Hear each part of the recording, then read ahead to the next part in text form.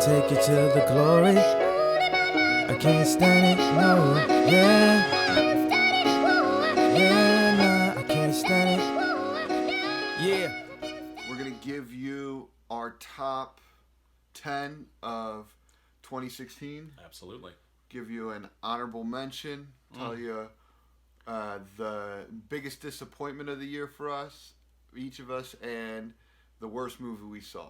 So, shall I begin? Number 10, I have Hail Caesar by the Coen brothers. It stars George Clooney as a foppish actor from the 40s. I feel like it's got a little bit of the 40s, 50s. Got a little bit of the Red Scare. It's got some great performances from a huge ensemble of like really famous people. Scarlett Johansson is in it. Jonah Hill, Channing Tatum. It's a fun movie. It's nothing special and far from the Coen brothers' best, but I enjoyed it, so that is why it is my number 10 movie of the year. All right, so for me, number 10 is Sing Street. Sing Street's this great movie. It takes place in Ireland. It's a kid. He sings. Anyway, it's fantastic. The reason why it's on my list is it's a brother story, like the love between an older brother and a younger brother. And wow. It's truly beautiful, and especially the performance of the older brother, who's the co-star of the movie. It's just spectacular. Everything you love. They're singing, and it's beautifully shot and everything like that. So number 10, Sing Street. Heard great things, didn't actually see it. Right. So number 9 for me is Midnight Special. I saw this recently, but it is a rollicking sci-fi movie made on a very small budget, but with some really brilliant performances. Michael Shannon is the star. He's great. There's a kid in it. He's really good in it too. Let's see who else. Kirsten Dunst is quite good in it, and so is Joel Edgerton.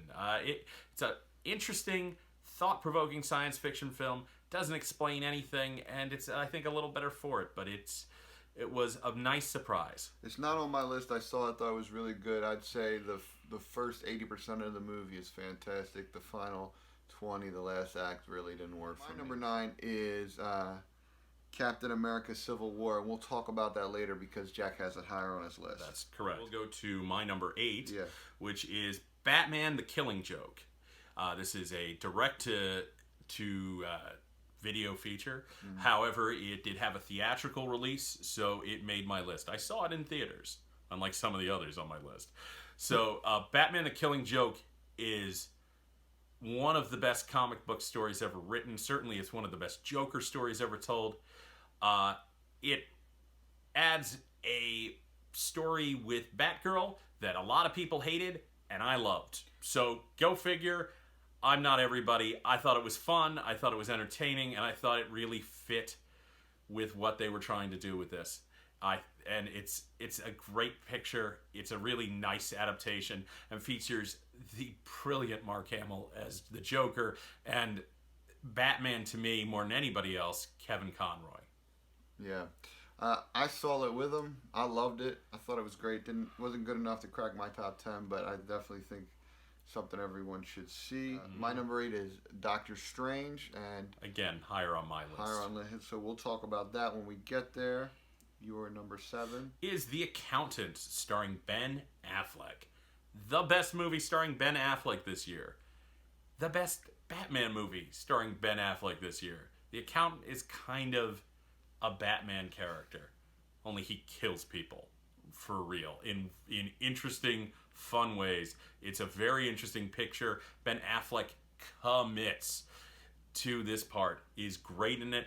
Anna Kendrick's in it. She's fine. Ben Affleck is the reason to see that movie, and he's fantastic in it. Highly recommend it. Yeah, I saw it. I loved it. I thought it was great. A lot of critics didn't love it. I thought it was fantastic. I just thought the performance was out of this world. It was so cool, and there was cool action and everything like that. Mm-hmm. I will say that we are limited to what we saw. So we're not, I see more than he does, and neither of us do it for a living. So that is, we try our best to see what we can see. Yeah, I saw 24 movies last year. And this is the best of the 24 I saw. Right, and I don't know, maybe 50 for me. So my number 7 is a documentary called Where to Invade Next. It's Michael Moore, and I know a lot of people say Michael Moore, they don't like Michael Moore. Well, if this is sort of, if you are willing to give him a shot, this is the one I tell you to give a shot. It's just a brilliant documentary where he goes from different countries and takes a social idea or program from each country, and he recommends we take it on in the United States. I cried about 5 times in this movie, and it's a documentary. It's just like, I mean, I guess I shouldn't say that because documentaries are just as effective as fiction, but it was a movie about creating what's possible for our country and the world. I hate Michael Moore. I'm one of those people, and from Ian's description, I kind of wanted to see this just for what it's worth. Yeah, definitely. I must see. I'd watch this with you. Like if you were like, hey, come watch it. Out of all the movies on my list, it's the one I would continually watch over and over again. My number 6 flick of 2016 is one of the more recent ones I saw. Rogue One, A Star Wars Story. This is what I'll say about it. The performances are fine. The leads are honestly not that spectacular. However, Alan Tudyk as KT-2SO is one of my favorite characters in Star Wars, period.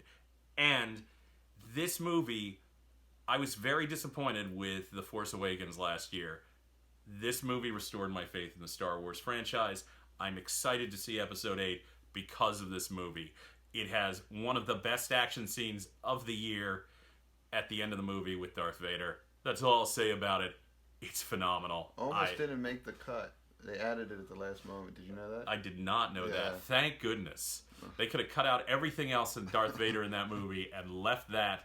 That's all you need. And for me, it's not on my list. I thought it was an incredibly well constructed movie. I thought there was a number of missed opportunities, and overall, it didn't do enough character development for me. So a lot of characters in that, very few developed. So number 6 for me is a movie called Hell or High Water.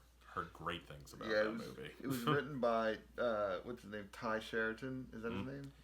Well, I am not sure. I did not see this. Yeah. one. Well, anyway, so this guy, the same guy that wrote Sicario of last year. So I love Sicario. Made my favorite movie last year.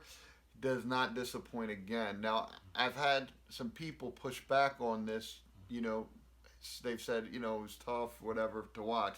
For me, it was gritty. It was awesome. It was great. The motivations were clear. There were no missteps throughout the entire movie. This could be higher on my list, but there were so many good movies this year that it had to be here. This is a fantastic story about family and the lengths you'll go. Chris Pine and Jeff Bridges are the stars, right? Yeah, and it has this amazing ability to be like an old-timey, Old West, like Rob Banks, but also in the modern day era. It's fantastic. It is a movie I'm going to try to see before the next, sooner than later, as soon as it's available on cable or something. Sorry. So I am on number 5, The Nice Guys. Another movie I saw way after it was out in theatrical. But oh my God, did I love this movie. The chemistry between Ryan Gosling and oh my God, Russell Crowe is phenomenal. They are so funny together. The kid, the little girl who's in it, she's going to be in the new Spider-Man movie. She's fantastic, has great chemistry with both Ryan Gosling, who plays her dad, and with Russell Crowe. Just such a fun buddy cop movie. Just so much fun. It's a Shane Black movie. Amongst Shane Black movies, it's one of the nicest surprises of 2016 for me. I adored this movie. If not for the caliber of the movies ahead of this, I probably would have rated it higher. But man, did I love that flick. It was so much fun. Yeah, I thought it was fun. For me, it wasn't that special enough to get on my list. So I gotcha. And I don't even remember the girl. So little blonde girl. Yeah. She was very funny in it too. I remember blonde. I don't remember her face at all. But I got it. Number 5 for me is The Handmaiden, and it's a Korean movie. From the director that brought us Old Boy. I heard a lot about this movie. This movie is incredible. It has an incredible amount of sex. It's very sexy. So much sex that it's a little bit uncomfortable to be in a theater with these people, and unexpected, but also beautifully shot. A ton of symbolism. and the everything played so perfectly together. The score, everything. It's just a beautiful movie, and it was like just out there and pushing the limits. So definitely a must see. So for me, my number 4 is a Norwegian film that I caught on Netflix called The Last King. The Last King stars Christopher Hivju, who people will mostly know from his work on Game of Thrones. He plays Tormund Giantsbane, and it is a legendary historical story about one of the last kings of Norway, and it's a rollicking adventure picture set in the past and lets you know about a people that I knew very little about. A lot of fighting with swords and on skis that I had no idea. Do people actually do that? Yeah, it's one of those things that's actually there's a flag with a guy on cross-country skis with a spear, which is like the Minuteman of Norway. And then when would they fight with sword? Like the 1400s, 1500s? I think this was set in the 1200s. The 1200s, okay. I'd have to check, but it's a medieval flick. It's about the battle between church and secular authority. It's a rollicking adventure. It's in subtitles. It's in Norwegian, but it's so much fun. Such a good flick, and Tormund is great in it. Christopher Hivju is very fun, and he's the star of this thing, and he's really fantastic. All right, well, I'll definitely check that out. That sounds pretty good. For me, number 4, a movie called Captain Fantastic. Now, this movie was extraordinary. I mean, it was written by the guy from Silicon Valley. Whatever, the guy, the president of Hooli. I forget the guy. Forget the actor's name, but it's yeah, and he's a first-time writer, I think. And this movie, it's profound. It's sort of, the movie is the guy takes his kids and raises them in the woods and like sort of tries to have them become like philosophers, and he teaches them, from the greatest books and the math, and they're just, and how to hunt and how to be fit, and to read and not watch TV. It's just like this masterful thing, and it really like sets the stage for like how you, and he talks to his kids just plainly about things that we find objectionable, like sex or drug taking or anything like that. Like he just flat out talks to them, and it's sort of like an example of like how you want to be as a father. It is just so wonderful, heartfelt, emotional, and creative. I would recommend this to anyone. You should totally see it. And Captain Fantastic, the lead was Viggo and Mortensen. Yeah, and Viggo Mortensen, he should get nominated for an Oscar. I thought he was fantastic. All right, for number 3, that was number 8 on Ian's list. Okay. Yeah, Doctor Strange is my number 3 movie of the year. It is one of the many Marvel Cinematic Universe movies. Thank goodness, thank Disney, we're gonna get another 3 next year. Actually, I think this is the first year we'll get 3. I think there was 2 this year. So it stars Benedict Cumberbatch as the Sorcerer Supreme of Earth, Doctor Strange, and it is fantastic. It is visually stunning. It is colorful and it's imaginative, and it's very well acted. I really like Benedict Cumberbatch's American accent. Really felt it, did not hear it waver. Tilda Swinton is great in it, and Chiwetel Ejiofor, Mads Mikkelsen, and all really fun. Just a lovely movie, a feast for the eyes, and has a great ending. A very novel ending. Does not end the way superhero movies traditionally end. Loved it. Yeah. For me, fantastic. My number 8. Why it's my number 8? One, it is the standard hero's journey and an origin story. True. But it's very unique in a sense that they're talking about these like ideas so just like they took the character when he was invented, I think in the early 1963. Yeah, early 60s, and the conversation. So like, LSD was popular, these psychedelics, these Eastern medicines, these alternative things, and it sort of takes that thinking and it puts it and filters it all the way through this movie, and definitely an inspiration for Stan Lee when he created his character. Yeah, completely introspective. I mean, it was so cool, man. And it was like, for me, and the ending, the ending was amazing and clever and unique, and it's like, wow, like they all need to be like this. I know, man. Just probably the most creative superhero movie done this year. One of the best. There was many superhero movies done this year. Of them, there are 3 on my list, and all 3 are the top. We'll get to them, but just to finish up with Doctor Strange. Honestly, this movie, I love this movie so much. I thought it was... It's your favorite Marvel movie. You said at the time. I'm not sure. I mean, there's some, it's close, but this is like Iron Man level for me. So, I gotcha. Yeah. I loved it too. I love a lot of Marvel movies, so it's hard for me to put it, but I adored this flick. It's fantastic. So my number 3 movie is Don't Think Twice, and for a long time this was my number 1 movie.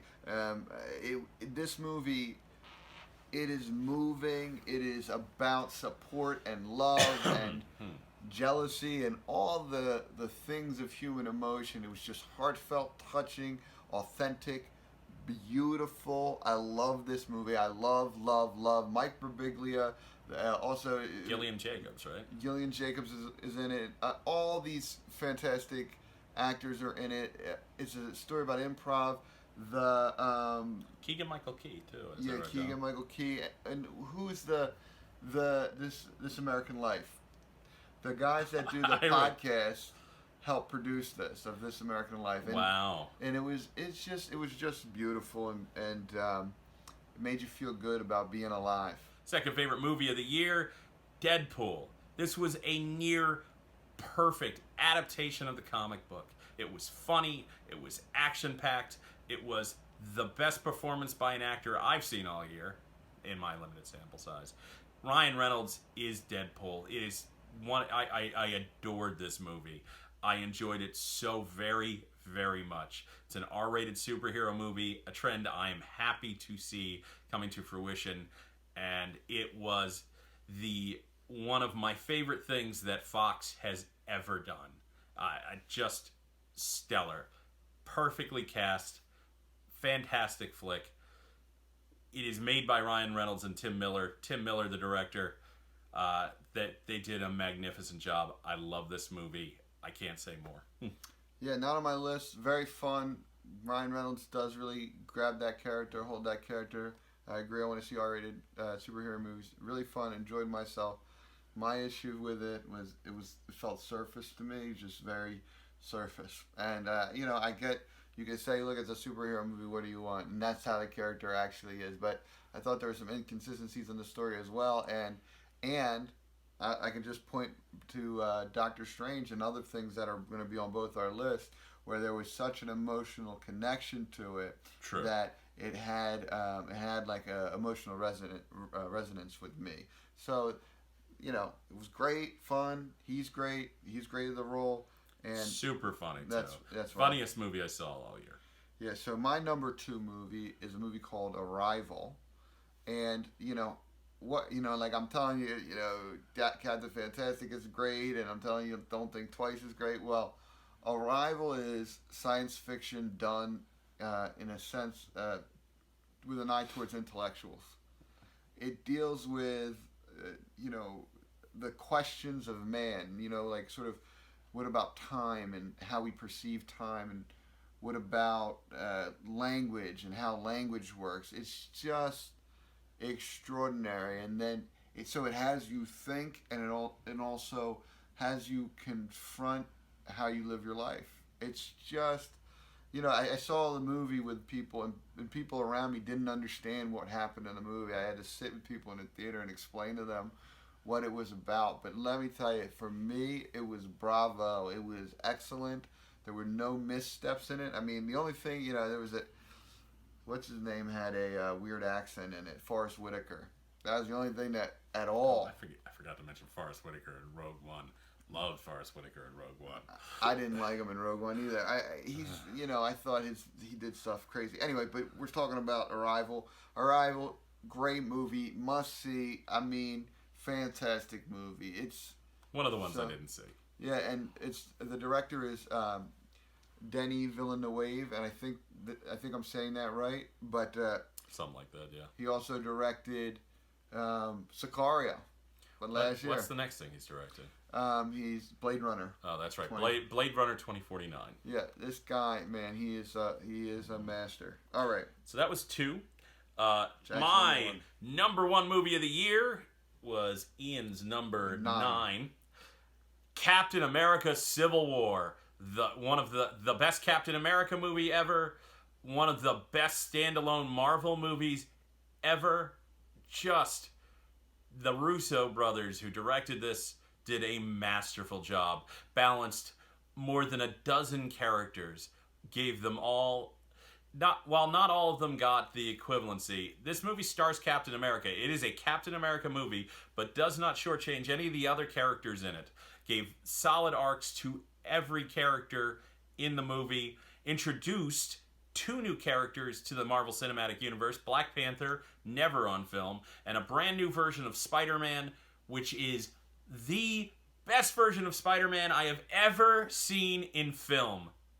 It is better than anything Tobey Maguire ever did. Better than anything Andrew Garfield ever did. And I love those. I love the Tobey Maguire Spider-Mans. I very much like the Andrew Garfield Spider-Man movies. They pale. Tom Holland is near perfect casting. It is what Marvel does best, is putting the right character with the right actor. And it's magnificent. I can't say enough. Robert Downey Jr. is magnificent in this movie. It's one of my favorite line readings in film this year. I love this movie. It's one of my favorite movies of all time. It wasn't even close. I love Deadpool, but it's not even close.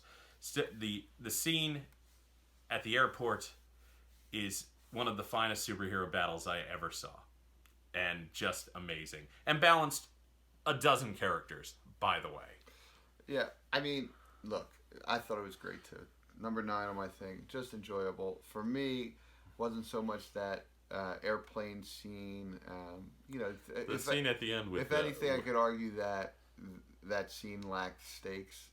But that's a fair assessment. I still loved it. But the thing about Spider-Man, all the scenes with Spider-Man, Tony Stark in the room with Aunt May, played by Marissa Tomei, who's fantastic in her little bit. She doesn't have a ton to do. It felt so amazing. It felt like Force Awakens when you see when they turn right and the Millennium Falcon's there. Yes, that's what it felt like. It's it's on that level. It's like, better. Whoa. It's better than that for me. But but it's on that level. Yes. Fantastic. Spider-Man's parts also bring a really great hint of levity to a fairly dark and very serious The other thing that I would say that made that movie so amazing, and while I didn't think they made all the right steps at the very end of that movie, the ending and the way everything sort of happens, it's not a clear ending, and you could even argue that the bad guy actually wins. I would totally argue the bad guy wins in this movie. So something that never happens in superhero movies. And one of my favorite villains of the year in Helmut Zemo, played by the great German actor. Oh boy, and I don't remember his name. But he was great. He's fantastic. So anyway, that's his number 1. My number 1 is Manchester by the Sea. And people have been saying, like, you can't watch this movie and then do anything with the rest of your day. And that's what I've heard. Extraordinary critical of the movie. What I would say is the movie is so brilliant that you're going along in the movie The drama that's carrying you is so great, and then another thing happens that's even deeper, and it could feel completely melodramatic, but the way the movie handles it and the way it's acted makes it completely feel authentic and real. This movie it rips your heart out. It confuses your sensibilities. You begin to go, what would I do? And you don't have answers. You know, you go to these movies and you sort of go, oh, I know how to handle that. I know how to handle it. This is a movie where it challenges you. It's same as Arrival to some degree, but this movie specifically, it challenges your understanding of life and how you'd handle things and how you operate and what's the right and what's wrong. It's very ambiguous. Is anybody saying this isn't a good movie? I've heard it on the top of almost every critic's list. Well, they're not saying it's not. Yeah, they're not saying it's not a good movie, but they're saying that it's like heavy and depressing. I have heard that. Yes, I've also heard that Casey Affleck is masterful in that flick. Wonderful, wonderful. I just saw Jackie, which I guess counts as 2017. I got to check when it was released because it would be on my list, but I think it's 2017. But she was amazing in that. But Casey Affleck, he was amazing, just amazing. Yeah, Manchester by the Sea is one I didn't see. So, all right. So, hence its absence on my list, because it probably would be otherwise. Yeah, so, all right. So, really quickly. So, let's do our honorable mentions. Your honorable mention is... is The Jungle Book. Visually stunning. Great flick by the director of Iron Man. What's his name? Jon Favreau. Jon Favreau. When you find out how this movie is made, it's stellar. There is a kid in red boxer shorts. That's it. Everything else is digitally created, and it looks real. You believe he's interacting with all these digital characters. Some incredible voice work by Bill Murray and Scarlett Johansson and Ben Kingsley and what's his name? Idris Elba? Idris Elba. Idris Elba is the villain, Shere Khan. He's great in it too. Brings a lot of menace to that character. He inspires fear. He is a very terrifying tiger. And yeah, man, I thought it was... I saw that late, but man, that was just a feast for the eyes, and I thought incredibly well done. That's why it's my honorable mention for 2016. Pretty good for me. I like that movie too. My honorable mention is a movie called American Honey. When I went and saw it, I wasn't even sure if I liked it or not. But in thinking about it, the way it's constructed is different. They use a different aspect ratio. So they sort of changed the box on us a little bit. And it's a coming-of-age story of a girl, and it's done very differently. One of the things that could have been on my list is Edge of 17, which was fantastic, fun, beautiful, moving, everything, but very much a movie. Standard 3-act, whatever. This is not that. This is like out there, different. Reminded me of Kids, a movie from... Oh, wow, yeah. So it was like real raw and how kids act, and it was like no holds barred. Kids felt like a documentary, even though it was completely scripted. Yeah, and this as well. This one as well, yeah. American Honey. And it starred Shia LaBeouf? Yeah, he was the second. The other girls, she never acted before. I just completely found her. And the girl that was in The Girlfriend Experience, what's her? I'm not sure. Sasha Grey, the actress, or the TV show? The TV show. Oh, Riley Keough. Riley Keough, yeah, she was granddaughter of Elvis, daughter of what's her name? Elvis's daughter. Lisa Marie. Lisa Marie Presley. Yeah. Enough of the relentless positivity. Here are two negatives. Here are our biggest disappointment of 2016 and our worst movie we saw in 2016. Our thumbs down here. Our thumbs way down. I mean, biggest disappointment isn't necessarily a thumbs down, but although it is in my case. Shall I go first? My biggest disappointment of 2016 is your worst movie of 2016, so we might as well do that one first. It's Suicide Squad. It's close to my worst movie of 2016, but there's one worse, which I'll get to. This had a very good cast, although, for me personally, even though it's one of your benefits, Will Smith is horribly miscast as Deadshot. He plays Will Smith playing Deadshot's clothes. He is, however, a movie star, and with oodles of charisma, which he shows in this, so I guess he's a positive. For me, a negative because he doesn't play the character that I love, but by the same token, he's not the worst thing in this movie. The villain is atrocious. The third act doesn't make any sense. It's cut incredibly poorly. It's poorly edited. For the most part, outside of probably Margot Robbie, who has some of the worst lines in the movie, but man, does she work her ass off to make it work. I think Margot Robbie's probably the best thing in this movie. The worst thing is probably Cara Delevingne's Enchantress. Well, let's just talk about this for a second. First of all, she shouldn't be in the movie. The character that Jack's talking about has no place on the team that they're assembling. Agreed. The purpose of the team was never. I can't say she was ever in the comic, but I'm not 100% sure about that. I haven't read. It doesn't matter if she's in the comic or not in the comic. The purpose of this team is to have people deal with superpowered threats, and she's not superpowered. She is superpowered. Harley Quinn is not superpowered. That's what I'm saying. Oh, Harley Quinn has no place on it.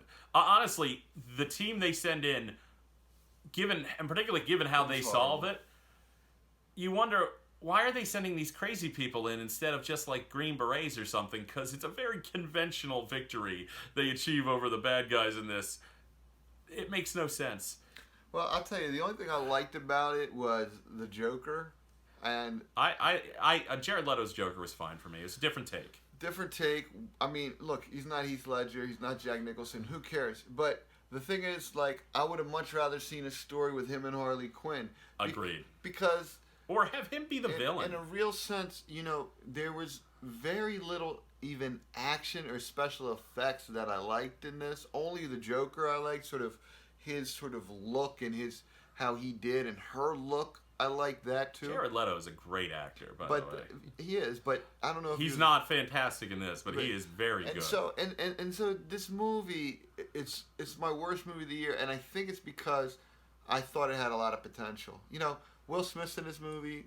I would agree with Jack. He's not being anyone other than Will Smith, but thank God, because this movie is terrible, and Will Smith just talking is better than this movie.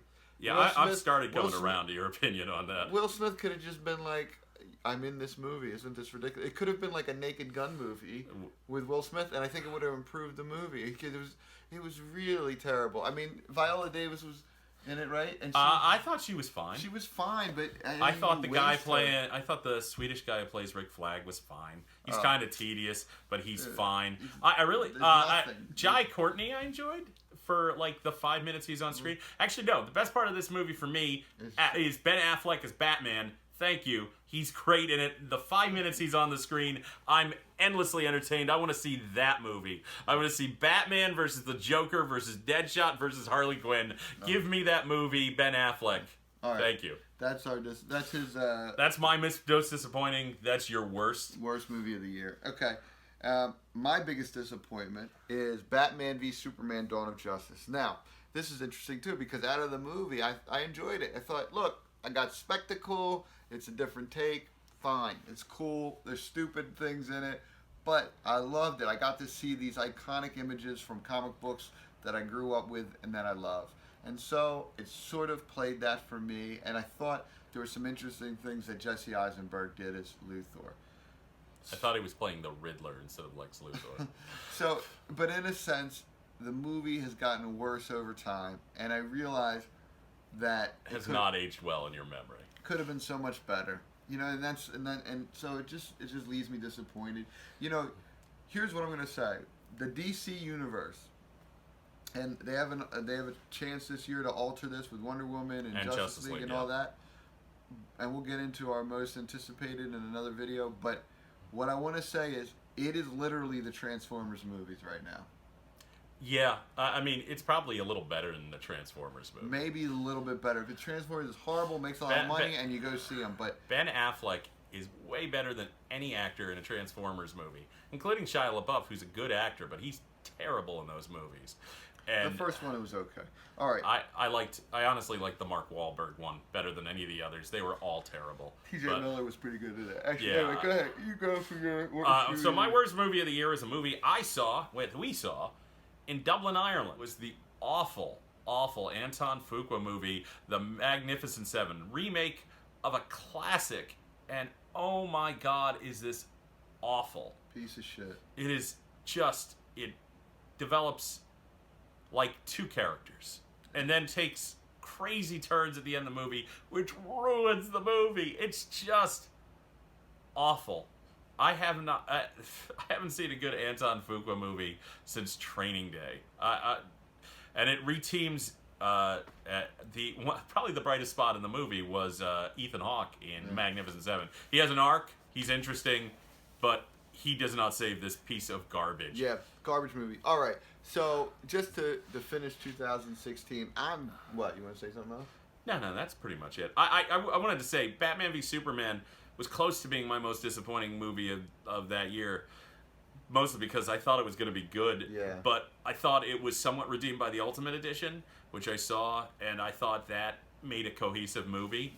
Yeah, but I want to hear what you have to say about 2016, because for me, you know, it's been like you could say like it's disappointing because a lot of the big budget movies didn't fulfill. Or you know, Jason Bourne was terrible, and Star Trek was terrible. I like Star Trek Beyond. Not my top 10, but I like Star Trek Beyond. I didn't see Independence Day Resurgent, but Nor I heard did that was horrible. I heard that was lousy. So you could say, and then Batman v Superman wasn't good, and Suicide Squad wasn't good, and X-Men Apocalypse wasn't very good, but that was just there. Honestly, that movie had its aspects, but it wasn't good enough to make my top 10. It wasn't bad enough to be the worst movie of the year. So, but for me, so much good movie this year. Just so much good. I mean, I think it was a great year for movies. I agree.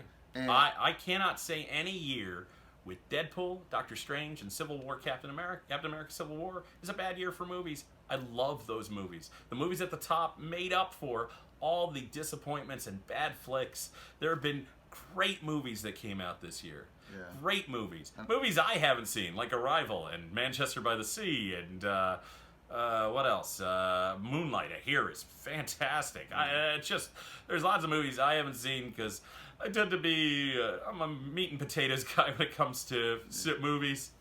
I like superheroes. Moonlight, the first act, spectacular. Anyway, but that's it fell down for you after that. It just, you know, they set a high bar, and then you can't, you know, it didn't quite reach that high bar with the rest. But anyway, Moonlight was close to being on one of my lists too. You know, but Fences, Edge of 17, just amazing year for movies. A bigger splash. I only saw 24 movies. The top 10 was a little bit of a struggle. I'm not gonna lie. So okay, all right, but top very 5, positive. no problem. 2017 is looking good. So yeah, next video we're gonna do our top 10 most anticipated movies of 2016. Yeah, so, 2017. So peace and love. Peace and love. Peace and love.